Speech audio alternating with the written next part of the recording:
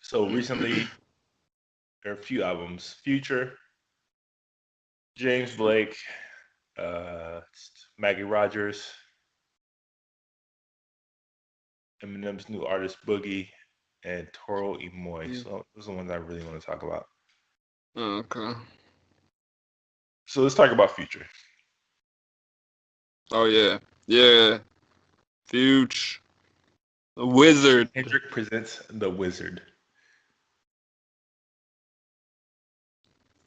Well, see, because it's been out for a while now. Now I got to think about it.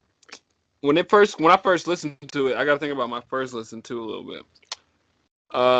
I didn't have super high expectations to be honest, because it's Future. I didn't know if he was just gonna give me a project with a bunch of just like what he's feeling at the time, or if it's like an album. But yeah, I mean, I kind of left the project thinking it was like a good Future project. Like he didn't disappoint, but he didn't give me a single that would like take me through to the summer. Uh, But there's some good songs. There's some really good songs that I'm gonna keep playing.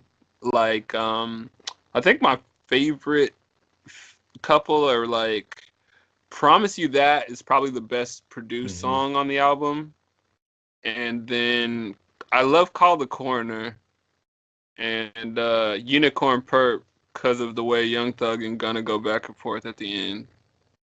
I love that. And Serve and Killer Cam's pretty dope. yeah, that one's dope too. I didn't really care for his lead singles, "Crushed Up" and "Jumping on a Jet."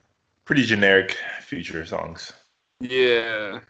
So once I got past like the first five songs in the album, five or six, then I was like, oh, we turning up. So then I got to F and N, and it turned up. I was like, oh shit. I But mean, for me, I already have my full reaction, so you guys can definitely see that on the website and on YouTube, wherever. But I mean, I agree with you. Like, this is definitely his best studio project, and I don't know how many tries because his studio albums typically are far weaker than just kind of his freelance mixtape stuff. And yeah, I mean I feel like Hendrix, I liked. was that mask off? No, like the Future and Hendrix, Yeah, the that was two a mask off tapes. time. Yeah. Oh I yeah, mean, yeah, yeah. there were moments. There were moments, but overall, I don't think overall it was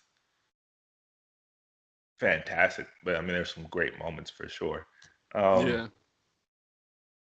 I just think he's always struggled with like actual studio stuff when he's really tries to sit down and think about what he's doing. And Mhm. I was a bit disappointed because he did have like that whole documentary called The Wizard leading up to this, like before this, where it gave you like the deepest look into Future and like his personal life and just who he Mhm. actually is than like ever before because he doesn't really do like a ton of interviews and stuff like that. Um, so I Yeah. kind of was expecting to see more of that personal, Yeah. introspective side of In a him million interviews this time. coming into this one, but we did Mhm. not get that. He definitely was just straight Future mode, which is just talk about drugs and and just debauchery and hedonism to the utmost. And basically, he only has that Dirty one lane. Spy 3. Like that's just like his lane, and Dirty he. Spy 3.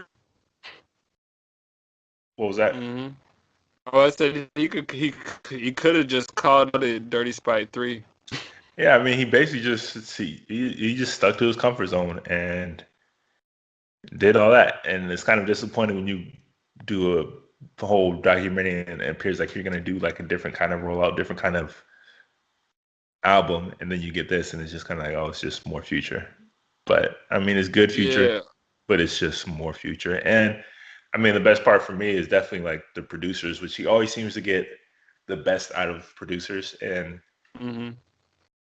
I mean, like I said, in my reaction, I think that he may have found something with Tay Keith where like that can kind of be like Those were one of the his best main songs. one of his main producers, to It carry was his like two. this next wave of his career, whatever. Cause my favorite one, like I said, the uh, Promise You That's a Take Key. And what's the other one? I don't remember that one, but he had at least a few Across on the here, and Corner, he maybe. and he and he gave him some shit. And Killed it. producers seem to really like to work with Future, and the Future, because he does a good job of like bringing out the mood of a beat, like the feeling of a beat, Hmm. even though maybe not saying the most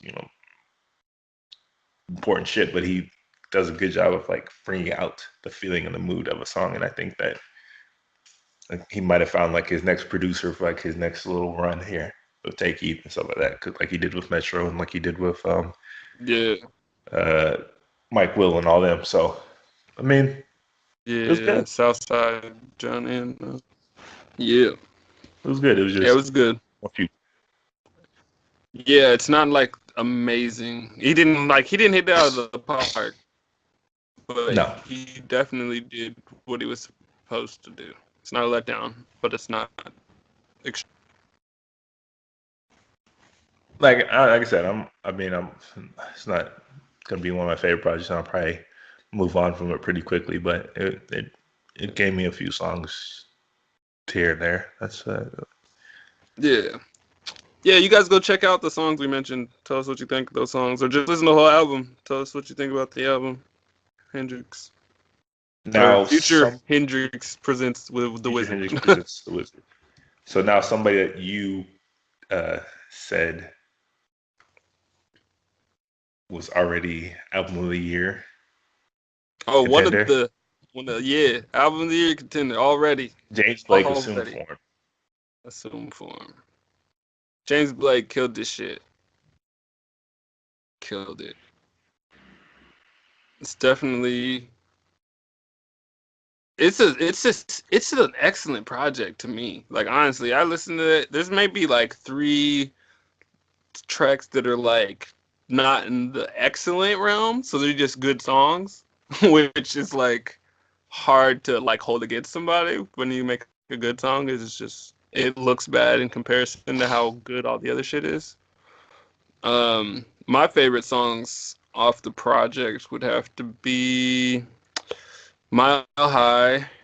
Uh, It's the you got best Metro Boomin song in a long time. yeah. I was shocked. I was like, wow, James Blake got like excellent Metro Boomin shit. Like they really together and did. Barefoot in the Park is an amazing song. I love that song. Um, Don't Miss It. I feel like that was a single because I had that song. I was listening to that song for a while, and I didn't even know it was gonna be on this album. So when it came out, I was actually glad it was on this project, and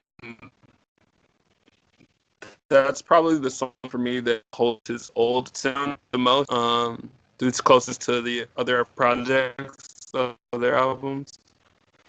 But yeah, I don't know. What do you think? Um, I don't think James Blake has ever put out a bad project, and I like artists like him because he definitely has his own lane. Like in my reaction again, I have my full reaction on the website, YouTube, wherever you want to watch it.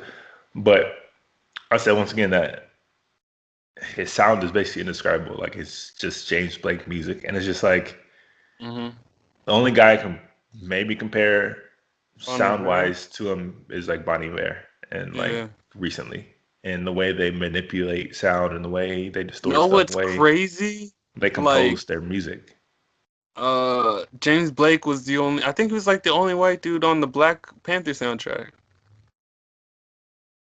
Quite possibly. I And may have to then, look at. but then what's crazy is then I looked at the Creed soundtrack, and it was Bonnie Bear.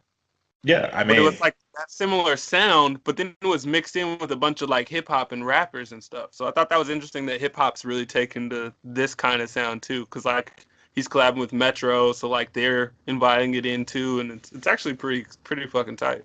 Yeah, I mean, James Blake has always had a pretty strong relationship with hip hop, though, even back to his first album and his guest features. Yeah, for sure. Definitely. Um, what was I saying?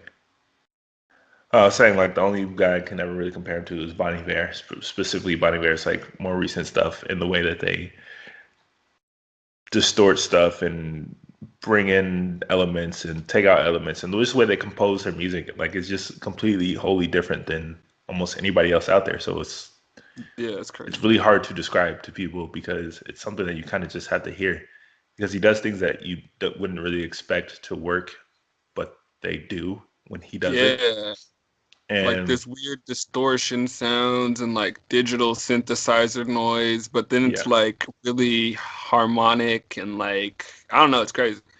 yeah, like Like, in 1 second you could be listening to something and then it can break down and then feel wholly different than like what you just listened to like 2 seconds ago.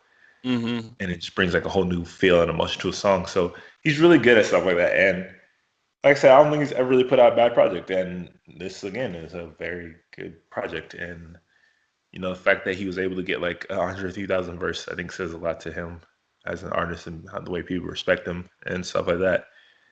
And again, like the Metro Boomin song, Tell Them is okay, but Mile High is definitely yeah. Metro Boomin's best song in like a really long time. And I don't know. It was very enjoyable. Like hmm Mile High, Barefoot in the Park, Where's the Catch for me, Power On. Um, Are You in Love is tight too. yeah, can't believe the way we flow. Like I really like stuff like that. So, Yeah. but at the same time, I think that it is also his most traditional sounding project, Oh, where yeah, it doesn't sound weird as much. it was the most predictable sounding of his songs that I can ever really remember him producing. hmm Um, So I think that helps definitely like accessibility because I felt like I heard and saw way more people talking about this album than you I think you would generally get from James Blake. You would get people that were in the know, like music heads talking about him, but Yeah. not like just general people talking about this project. So Right. again, like I think he did a good job of balancing it where it wasn't like full blown like just a traditional like song, but it was definitely had the most traditional elements out of anything he's done before, I think. Yeah, I would agree with that. It definitely didn't seem like he was reaching too far out of his comfort zone. It seemed like he kind of refined some things in previous projects where things seemed a little bit more expanded and like left a little bit more open. I don't think he like took it all the way there. Like I think he like gave us something very precise with this, which Like I I really feel like appreciate. on his last album, I felt like there was stuff that maybe I didn't pick up on when I first heard it, but Mhm. after coming revisiting it like months later, maybe seeing the video for it like months later, I felt like wholly different about it than I did when I first listened to it. And I don't Yeah. think I'm gonna have necessarily that Well, same I don't moment. know. I feel like "Where's the Catch" and maybe a couple other songs on here might feel that way Not for for me me. later on. Because Uh, like a song like If the Car Beside You Moves Ahead, I don't know if you remember that one, yeah, but yeah, yeah, that one felt very different for me coming to yeah. it much later than when I first heard it. I could see that. Yeah, he didn't do anything structurally. Well, that's again with this production, sort of like who he's getting his producing handled from, but like I don't know too much about that sound and who was producing those songs. I didn't actually look at the credits back then and stuff. So So I mean, again, great album, brilliant artist as always. Just I don't. Like I said, I think it's his most accessible project to date, and I think that's good for him for sure. But mm. I just don't find myself. I don't think I'm gonna find myself coming back to it months later and finding something different about like a song than I did when I first heard, like I usually do with his projects. Mm. I can see that. I do think this is like his like "I'm Here" album though. Yeah, I mean, Like, people who know music and musicians in the particularly, past. I've always loved James Blake, but I don't think the general public has always known about James Blake. Hmm. So yeah, I think this is a good album for new fans to Definitely, get into his old stuff too. definitely. Um, But speaking of, you know, we kind of already had this discussion, but not fully. The guy that I mhm. really liked, like project wise and moment wise, was Toro y Moi, Moi or Moi. I think it's Toro y Moi. I think I've heard him saying it every Toro y Moi. Mm, Outer Beats. So I'll go start this one. yeah. Kind of similar in the way that they do things differently, and that every project feels very different from like his previous project, and he's always like experimenting and changing his sound and changing different approaches and whatever. Because I remember Mm, when I first got on him, it was like all the way back in maybe like 2010, 2011. He mm, was like the pioneers of like the whole chill wave movement. And mm. then like his last few projects, they were definitely more like pop and like synth pop and now this has like a decided like trap feel to it on Yeah, a it's lot of interesting. songs. Um, I just thought this was again like a fucking brilliant project, like because I think he It's a like weird project because the trap for me came later. Like it comes after you're listening. yeah, I You mean know, there's surprising moments. Like New House is definitely like feels like a he's definitely influenced by this new wave of mumble fucking love that and song sound. too. That's He's one of my definitely favorite songs. he was definitely influenced by like mumble rap and like that new wave on some of these songs, like New House for sure. Yeah. And 50-50. And then but then you get songs like Freelance, which is like super bubbly, electronic Hmm. pop, and then you get like Who I Am, which is again like this huge feel good dance electronic song. Like so it's just Yeah. like it's a mix of everything, but the way he incorporates it all together, like there's some fucking great moments on here that I think have already produced some of my favorite songs of this year already. Mm. Yeah, there's some dope sounds. Like some stuff that Toro y Moi is utilizing. I haven't yet heard James Blake utilize, like sort of like the funk aspects of like Yeah, he's early always got 80s this retro feel to synthesizer. him. He's always had a Yeah. retro type of feel to him. So I actually appreciated that um, sprinkled in there with some of these newer um, influences. Yeah.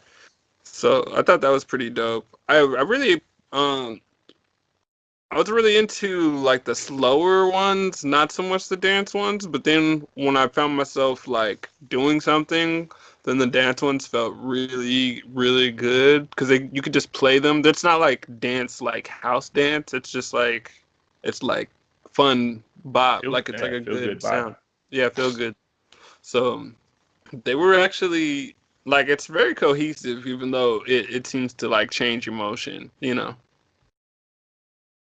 Like Baby Drive It Down has like the Yeah. island vibes to it, but like in Hmm. his very Toro y Moi way. And that song is fucking good, man. Yeah.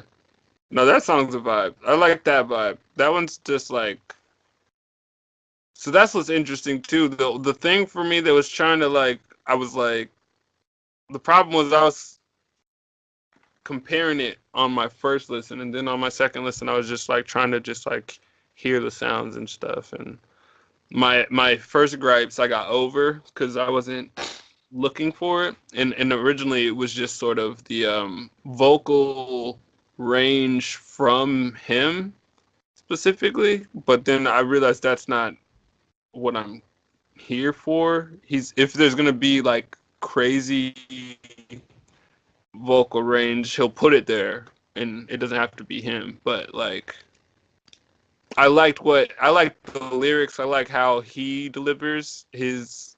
his lyrics in terms of singing. But I really appreciate that like Abra feature on Miss Me. Hmm. That was awesome. So like when that came in, I was like, ooh, this is nice. Like I don't know, it was a great project. I'm glad you pointed it out because it wasn't on my list originally, but it was dope. He's always on my list, whether or not like I've always loved his past projects because like his last few haven't necessarily been my favorite ones of his, and but they've That's why had I their wasn't moments. checking. They've There's too always had their much, moments, but he's just one too of much those. high energy. He's one of those I always have to check for because he always comes with some interesting shit.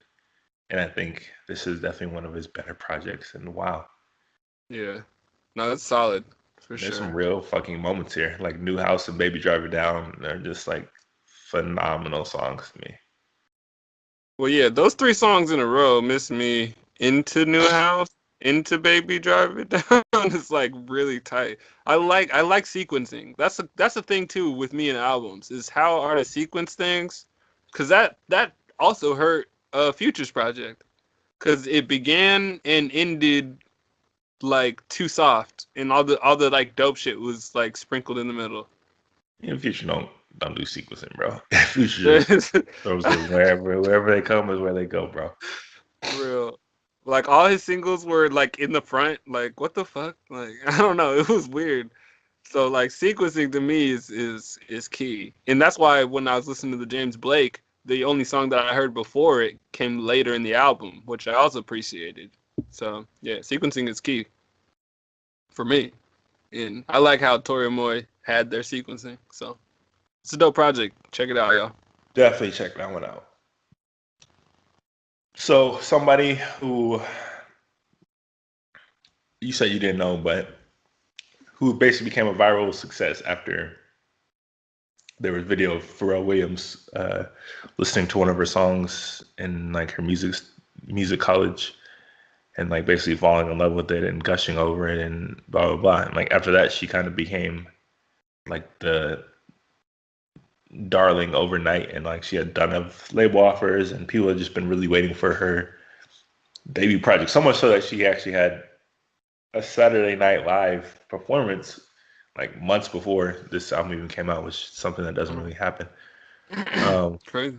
and I'm speaking about Maggie Rogers and her debut project, Heard It in a Past Life. I'm not sure if you got around to hearing this one. Hmm. No, not yet. I don't know anything about her. I All right. remember speaking Well, about the Pharrell thing, but I didn't get a chance to hear the project. So, initially the song that got him like gushing about it was called Alaska. So if it was one thing okay. to really check out, that'd probably be the one. And I felt pretty much the same way. Like she combined like electronic and dance and folk in like a way that I never really remember hearing before.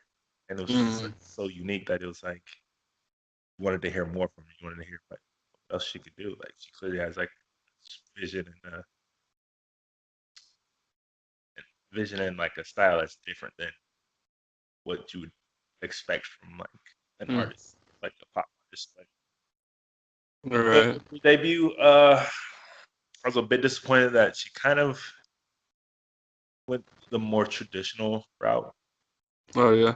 It wasn't as experimental Mm, and as folky as that song was. Like so much so that that song actually stands out pretty starkly. Like, so hmm. different, and the rest of the album is pretty traditional. Yeah. Smell Hmm.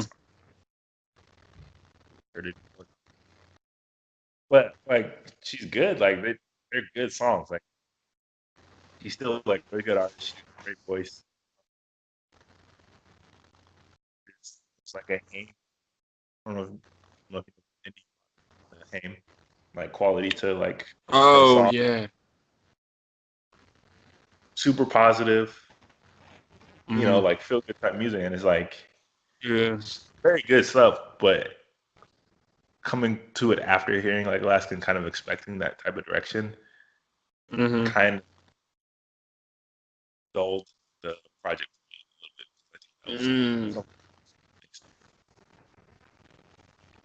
Well, that's no good. I'm about to check out Alaska for sure. but good project nonetheless. Like there's still some really, really good moments on here. Like Light On is great. Like On and Off is great. Like some really, really good stuff here. So it's definitely something that she can definitely build off of. Mm-hmm. Oh, that's I what's feel up. like I don't know if this was necessarily her decision to go in this direction, or kind of a label getting involved and being like, "Hey, we're gonna try to make you a star. Like you should do this, this, this." You know what I'm saying? Instead of Yeah. kind of sticking to her guns of being different, and that's the reason why she got so popular in the first place. Yeah. You know? I don't know. I'm gonna have to watch her other stuff too, cause looks like she has some little tiny desk concert a year ago. She did But something. she's definitely been on a run ever since that. Pharrell, so like she blew up overnight. But Yeah, that's what's up. Huh. yeah, I mean, watch her videos too because she definitely has like a certain visual style that pairs really well with some songs. Oh, So I think okay. she's like a complete artist. It's just I think this might have been a result of a little bit of overproduction and aiming for like specific Hmm. sounds, which would to me screams label input. Definitely label. Can always ruin artists like vision and artistic voice. Right. But it's good. Definitely one that you should check out. Word. That's all I want to talk about is Boogie. Everything's for sale. I'm not sure if you got to hear that one yet. Yeah, I got to that one.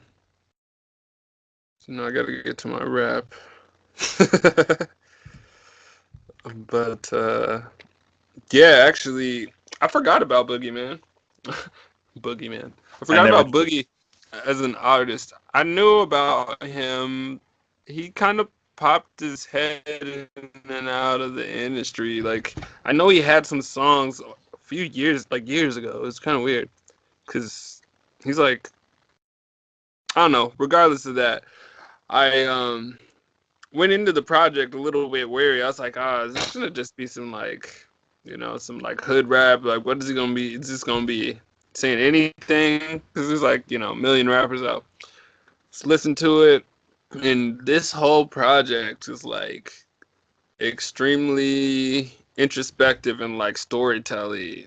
Like, so I was actually pretty surprised to hear the whole project and he actually put together something pretty good.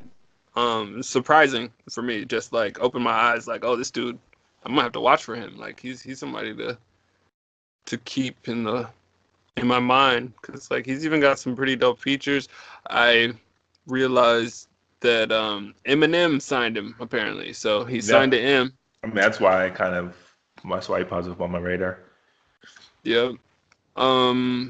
I will say Eminem almost ruined Rainy Days, which was one of my favorite songs. There's just like he has just the way he says things sometimes is it's hard to like want to hear it over and over again because it takes you out of the music and you just like hear that like awkward thing he said and you're like I don't want to like stick on that awkward part. But other than that, it's a pretty solid project. Yeah. So for me, I didn't really know Boogie too much. I kind of heard the name, but I don't even really remember where. But so he popped on my radar because he was signed to Eminem, and Hmm. I said, I know, I gotta check it out. And I saw his actually, I saw the music video for Self Destruction, and I was really interested after that Oh because I yeah. thought that was like a really interesting music video, and I think the sound was really good. Hmm. Um, even though the rest of the album sounds nothing like Self Destruction. Right. Yeah, like there's none of that really. it is a which I was kind of very looking for at first. somber, like I have a full reaction to this, but it is a very somber and like melancholic album throughout the Mhm. entirety of the project, and there are very few bright spots. And For real. self destruction is like the one real kind of interesting and energetic bright spot of the whole album. Mhm. And being that was my real first introduction to him, I was kind of hoping to see a bit more of that side of him. Um, Yeah. because I think he has great energy in that song. But either way, I came to this because of Eminem, but I was very wary heading into the album because Eminem has a horrible track record with artists. Um, Yes, he does. For real. either they don't come out at all, or it never comes out the way that it should. Slaughterhouse, for example. Um, so I was a bit surprised that he even got out because, especially West Coast artist who doesn't have a huge Yeah. following right now, like to have his debut already out is kind of amazing. Yeah. Because I mean, I just remember back to the Cassius days and stuff like that. Yeah, man. I don't know, man. I was scared once I heard the Eminem. It's just like it sounds so bad. Just But I mean, again, I said some reaction, but my biggest takeaway was that it didn't sound like a shady product. Like it no, didn't I really was sound like shocked. Eminem had any real input or say in the direction that he went with his music or his sound. It felt very much, true to his voice and what he wanted to I do. was confused. It felt like he had the project finished and got signed off of that project. Yeah, it felt like when Kendrick Lamar signed with Interscope, he basically already had a project. They didn't Hmm. really have too much uh more direction he needed. Maybe he got like one Dre beat here and there. Yeah, But it was pretty much done. Like this is who I am. This is what I was gonna do anyways, and that's what it right. really felt like. So it didn't really feel like a shady product because there wasn't Yeah, like any reach for a big hit or yeah. There's no you know radio single. or no different side of play into like a different genre or like no pop female pop vocal like anywhere on there. Like I Yeah, was like, no female pop that doesn't vocal. really feel like Eminem at all. Like if It's a Eminem wasn't club on song. guest feature, like I wouldn't have even thought like he had was even with him at all. But Right. this was a good thing because you got to see the artist as the artist wanted to be seen. And Hmm. like I said, it was a bit too somber for me and a bit too melancholic. Um, Yeah. but it was still like you said, it was still a very solid project, and he has something to say, and like the things he say kind of have weight to them, and he has style. Like he's not a boring. Some of the production got a bit boring to me, but the rapping and the way his delivery and flow and stuff were not Hmm. like that's the opposite. Like they weren't boring at all. So I will, yo, to be honest though, I don't know. I'm gonna have to ask you. Cause you actually this is a good question. Um so Boogie, this project, do you think this is as good as Oxnard from uh, Anderson Paak? it's hard to say because they're two completely different styles. I know, but they both got a similar tone of voice and they got bars. No, I don't think it's as good as Oxnard. Okay. Okay. Um, like I said, it's a little bit too one note for me. Like honestly, when I heard this album, I thought about like Saba, Care for Me. Nah, okay. It was kind of in that gray I tone ain't that. pretty much throughout the whole project. But Mm, with Saba, Care for Me, it was for a very specific reason and a very specific story he wanted to tell. So it was yeah. all like everything was all done in the favor of telling that very insular, singular story. Whereas Right. this one just feels gray for the purpose of just being in that gray tone. Mm, So, like I said, Self Destruction was one of the few bright spots, and it was definitely one of the better spots because you kind of got a break from that, even though it was all the way at the end of the album. I just right. really wish he got a bit more of that because I think he did. Like when he did that song, I was like, he's definitely a much more entertaining artist than you kind of get from him. from the songs before. Yeah, with this project, you don't really get how like funny or like Yeah, it's just all charismatic he serious all is. the time, and it's like, okay, like that's cool, but as a debut, you kind of want to show a bit more into like Mhm. this feels like this would be like a mixtape basically, or like one of his previous albums, you know. Yeah, But I it was see. good. It was good. It was definitely one of the better Eminem projects in a long time. Shady projects in a really long time. Yeah, And I can see the potential there. I just hope that definitely. he learns how to balance like those two different approaches to music. Like I think Kendrick figured out how to do it. You know, still Hmm. deliver the content and like the seriousness, but still can have some fun. You know, and Yeah, yeah, Cole but learned Kendrick how to do is that carefully. different. Those niggas are different. Nah, They because have this really mixtapes felt that are like a classics. TDE album, honestly. I mean, but their stuff that wasn't albums is better than this album. Like You said Friday what? Night Lights from J. Cole and like OD or Section I mean, 80. I'm not saying they are exactly Kendrick Lamar and J. Cole, but I'm just saying they Section don't 80 have that was potential. Everybody doesn't have that much potential. We got to stop Section playing. 80 Section 80 was what, 6 albums in, 6 projects in? Like he didn't start out like that. And this True. feels like a Kendrick Lamar EP. Like it feels like the Kendrick Lamar EP where it feels like a TDE type of project, honestly. Yeah, yeah, it does. It Like an does. early artist, like artist is early TDE type of project. Like, Yeah, like kind of like Reason was like, yes, this is yeah, exactly what I'm saying. yeah, okay, I see you. Yeah. It feels exactly like an early art, like an artist on TDE's like early projects where they Hmm. kind of don't like they know they need to be a bit more serious and like they have all this stuff to say, but they don't necessarily know how to make the most interesting music while still saying that at the same time right now. Yeah. But I think he can figure it out. But this definitely feels like one of those Hmm. early stepping stones type of projects. Yeah, for sure, for sure. Like I wouldn't have made this my debut. That's what I'm saying. Yeah, for sure. Yeah, I feel like that. Yeah, okay, I see that. Yeah, I like that comparison too to like early 2D. Because now that you say that, like with Reason and how Reason's been handled, How Reason uh, came out, just like that. yeah, Like that was an yeah, album just like that. Reason already had. Yeah, yeah, off of like YouTube beats and shit. So, And they and just it let him do sounds crazy. Like for YouTube beats, I'm like, damn, fool. it. And with TDE, they don't That's really some consider that like their major tape. debut.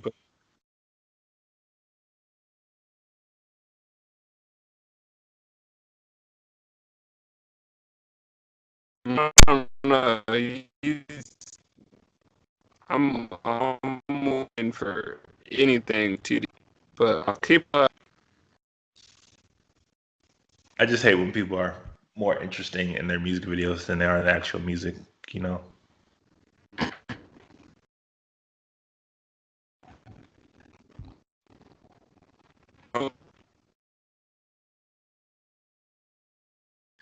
But these are all albums that you should definitely, check out and kind of form your own opinion about and, let us know what you guys think about any of the albums that we talked about, Future or James Blake or Tori Moi or Maggie Rogers or who we just talked about, Boogie.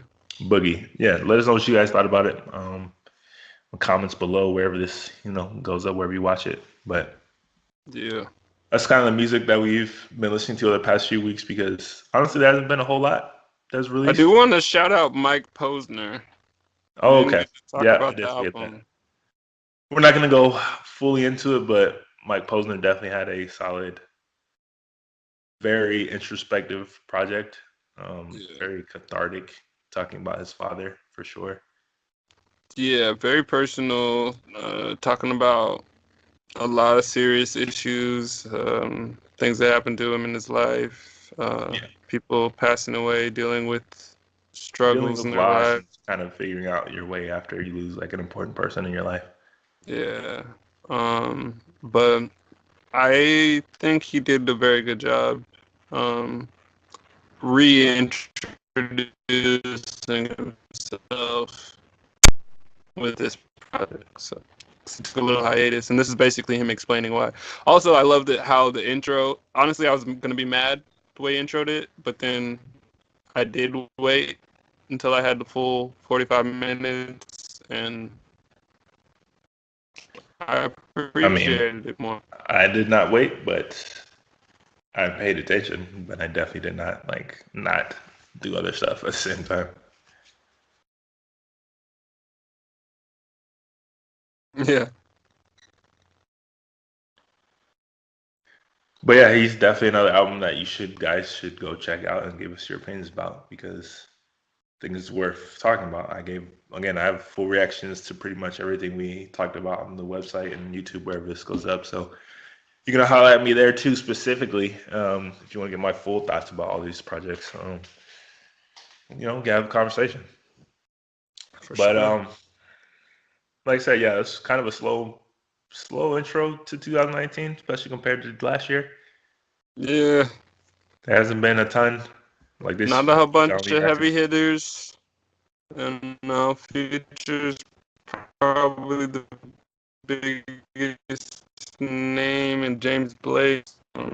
So yeah, we're still waiting for this year to kick off with some more major projects. Hopefully, everybody doesn't wait till June, like Yeah. like last. So yeah, I've only like this week I only reacted to two things because there were only really two things I really wanted to talk about. So